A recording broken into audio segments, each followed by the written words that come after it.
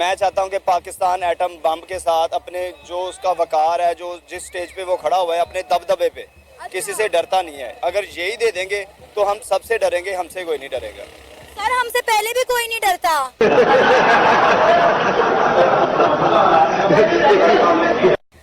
अगर डरते हैं तो इस बात पे डरते हैं कि इनके मुल्क में जहादी रहते हैं, इनके मुल्क में दहशतगर्द रहते हैं, उसके अलावा हमसे कोई नहीं डरता। जिहाद तो इस्लाम का हिस्सा है, रहते हैं, हम भी जिहादी हैं, हमें भी जब जरूरत पड़ेगी हम भी निकलेंगे। यही वजह है कि जो इस कौम के मोहसिन है वो इस कौम के ऊपर जो है वो लानत भेज के आगे बढ़ जाते हैं। डिफेंस सिस्टम के बिना तो मुल्क चल भी सकते हैं। ऐसे बहुत सारी कंट्री लाइक सिंगापुर, इनके पास एटम बम है। जो खलीज मुबालिक है इनके पास एटम बम है नहीं है। सो वो कैसे अपने इकानमी को बूस्ट करते हैं, वो कैसे चलाते हैं, फर्स्ट ऑफ ऑल इस इक़दार को रिकन्सिडर करना चाहिए। And by the way we don't need like atom bombs, these types of thing, we need education। सही पकड़े हैं। वापस जो है 47 के में जैसे अंग्रेज़ों के पास थे उसी तरह वापस उनके पास चले जाएं। हम बेहतरीन हल ये है कि हम सरेंडर करें और उनको बुलाएं, उनको कहें कि भाई ये पाकिस्तान की कीज़ पकड़ें और आप रूल करें, हमसे तो ये नहीं चल रहा। अब आए ना लाइन पे। दोस्तों, आपको याद होगा कुछ अर्सा पहले मैंने एक चीज़ कही थी कि अगर भारत की तरफ से foreign minister doctor Jaishankar, NSA Doval या कोई ऐसा डेलीगेशन रशिया जाता है तो ये समझिएगा कि भारत ने formally Ukraine Russia peace process पे काम करना शुरू कर दिया। और वही हुआ दोस्तों कि डॉक्टर जयशंकर तो नहीं लेकिन नरेंद्र मोदी ने दोवल साहब को यूक्रेन जो है होने के बाद अब रशिया भेजा और वो प्रेसिडेंट पुतिन से मुलाकात कर रहे हैं। मजा आया और मैं ये जो मजा है हिंदुस्तान के हर व्यक्ति को देना चाहता हूं।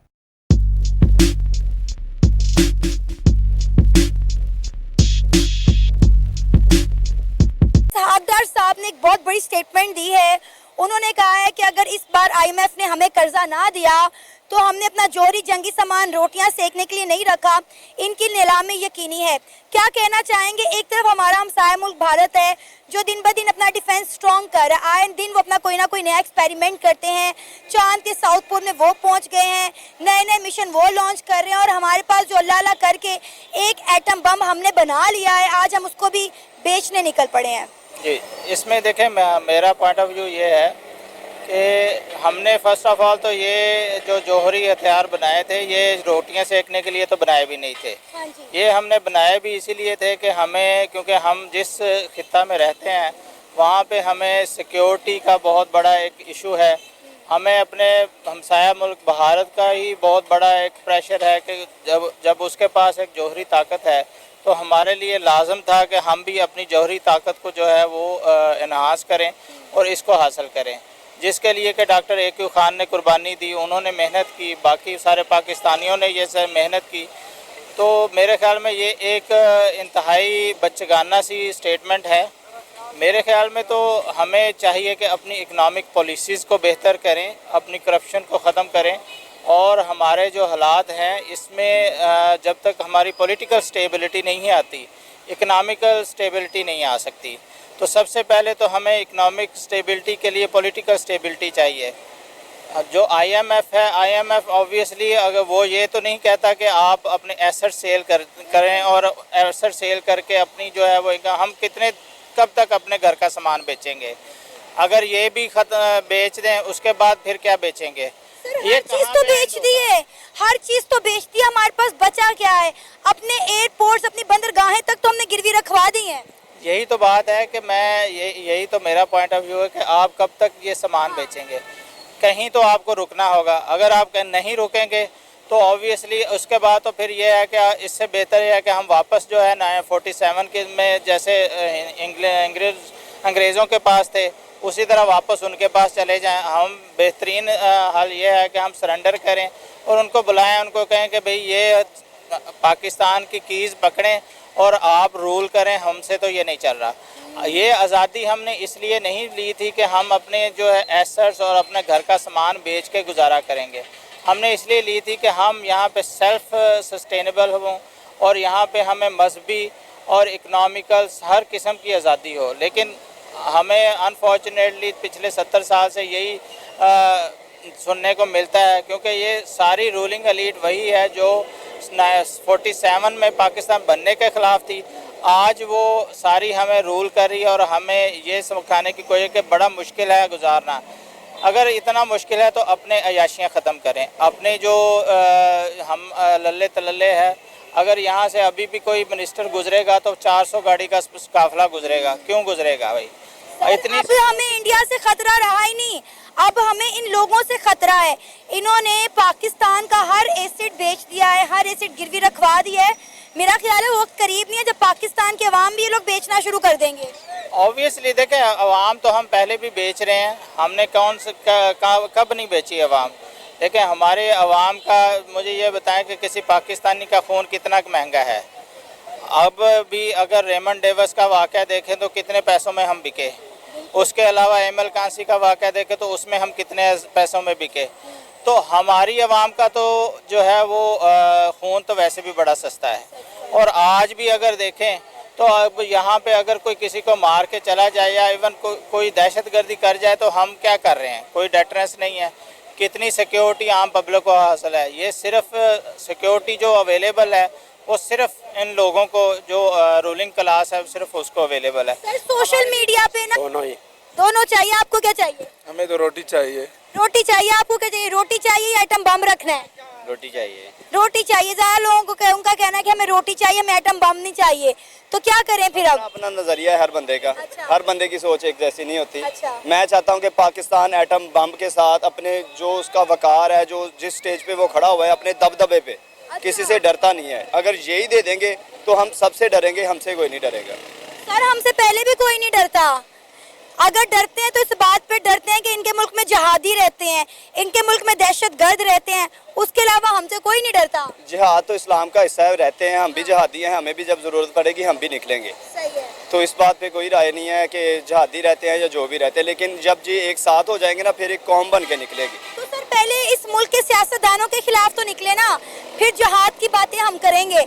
पहले इस सियासतदानों ने जो हमारे मुल्क का बेड़ा गर्क कर दिया, इनके खिलाफ क्यों नहीं निकलते? हमसे अच्छा तो बांग्लादेश है, उनकी आवाम निकली, शेख हसीना बाजी का तख्ता पलट के रख दिया उन्होंने। ये कोई शक नहीं है इसमें, लेकिन ये अवाम के अवाम को डराया इस लिहाज से जा रहा है, धमकाया जा रहा है। अवाम निकल भूख की वजह से परेशान है और ऊपर से प्रेशर है जूतों वालों का, इस वजह से अवाम भी नहीं निकल रही। जो निकलता है उसे उठा के अंदर फेंक देते हैं। ये इमरान खान का सपोर्टर है, ये फलां का सपोर्टर है। महंगाई के लिए निकल रहे हैं लेकिन महंगाई का नाम ही नहीं है। सियासतदान अपनी सियासत कर रहे हैं, हर बंदा ही। ये जो अब पार्टी है ये सियासत नहीं है, ये तो मुसल्लत किए गए हुए हैं। ये सभी को पता है, आउट ऑफ कंट्रीज को भी पता है कि ये लोग मुसल्लत हुए हैं, ये सियासत से नहीं है।